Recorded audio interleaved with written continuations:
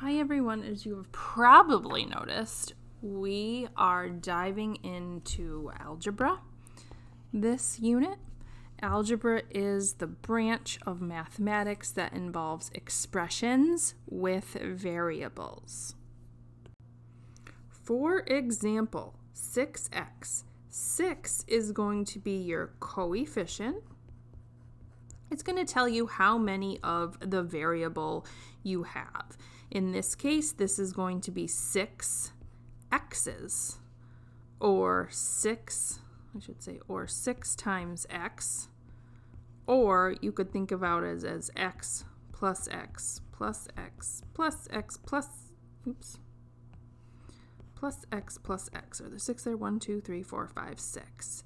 Typically, we're going to live in this world right here where when you see 6x, you need to think about that as 6 times x.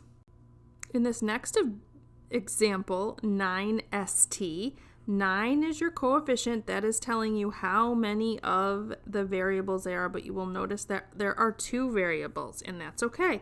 This just means this is 9 times s times t. We're multiplying them all together. Or you could think about it as 9 st's. Next, we have m times n. When there's no coefficient here, there actually is one, and it means 1. So this just means that you have 1 mn, or m times n, and there's just one of those. So sometimes, again, this is just 1. When you don't have a coefficient listed, you need to assume that there's 1. And we need to remember that this is an exponent.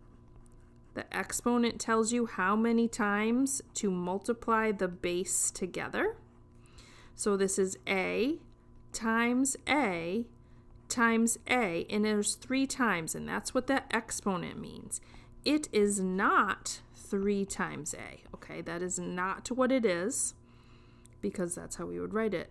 Oh, speaking of that, that's how we would write it, like this. So this is 3 times a, not to be confused with its friend, a cubed. Let's talk about our properties now. First one we're going to start with is the commutative property. Commutative property tells us that we can change the order in which we add, so a plus b equals b plus a, or change the order in which we multiply. So a times b is the same thing as b times a. I'm even going to show you something a little fancy here. So if we take 3 times a plus 2. Okay, so I want you to think of a plus 2 as its own little compartment here. That's going to equal, we can switch these around. So I can say a plus 2 times 3. That's the commutative property. The question here, let's talk about this. Is division commutative? No, it is not commutative. And we can prove that right here by saying, let's take 12 divided by 6. Does this equal 6 divided by 12? Well, 12 divided by 6 is 2. 6 divided by 12 is 1/2. They are not equal. So that's how we prove that it's not commutative.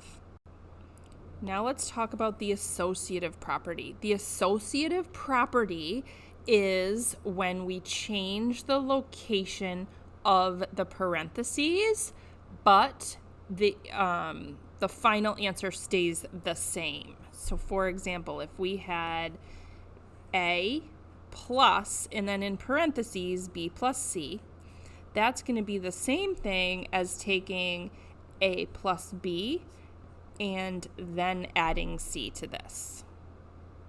This works. Let's show you, so I'll use some numbers here. 4 plus x plus 3 is going to be equal to 4 plus x plus 3.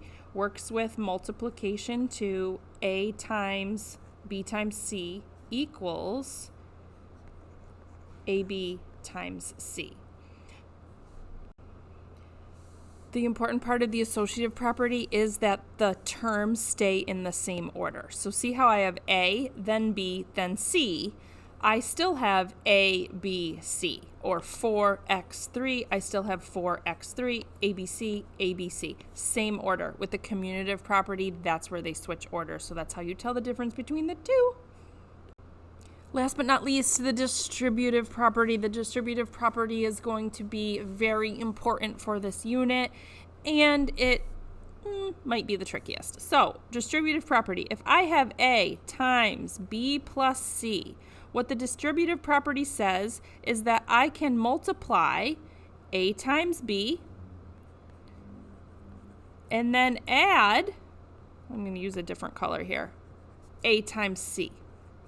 So when we're using the distributive property, I want you to draw these arrows. Very, very important to draw them. As you're drawing the arrows, I want you to think multiply, multiply, multiply, multiply. Yes, it's annoying, but I want you to say it. I want you to remember it.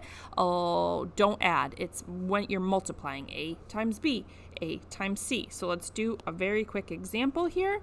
Let's take 6 times t minus 50. The way we're going to simplify this, because we don't know what t is, so we can't subtract 50 of it, we have to use the distributive property. Multiply 6 times t. That becomes 6t. Then we are going to multiply. This negative is here, or subtraction. That's very important to keep track of that. 6 times negative 50, or minus 6 times 50, is 300. So that's how we do the distributive property.